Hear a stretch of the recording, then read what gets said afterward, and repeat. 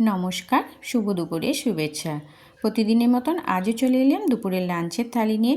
চলো আজ লাঞ্চের থালিতে কী মেনুর আয়োজন করেছি তা তোমাদের সাথে একটু শেয়ার করে নিই।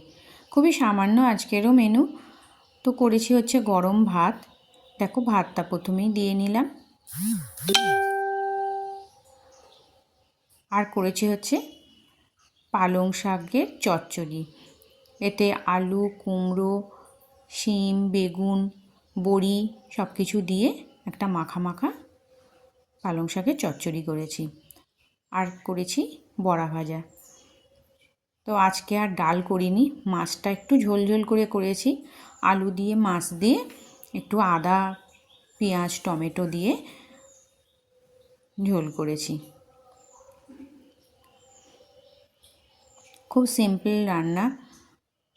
আজকে এইটুকুই আমার আয়োজন ছিল, যেটা করেছি তা তোমাদের সাথে শেয়ার করলাম। আর আছে 1 গ্লাস জল। প্রতিদিন ছেলে ভিডিওটা করে দেয়, আজকেও বাড়িতে এখন নেই বলে ভিডিওটা আমিই করছি। তো দেখো, এই ছিল আমার দুপুরে লাঞ্চের থালির ভিডিও। তোমাদের কেমন লাগলো অবশ্যই কমেন্ট করে জানিও। ভালো লাগলে একটা ছোট্ট করে লাইক করে দিও, আমার পাশে থেকো, আমার চ্যানেলটাকে সাবস্ক্রাইব করে দিও।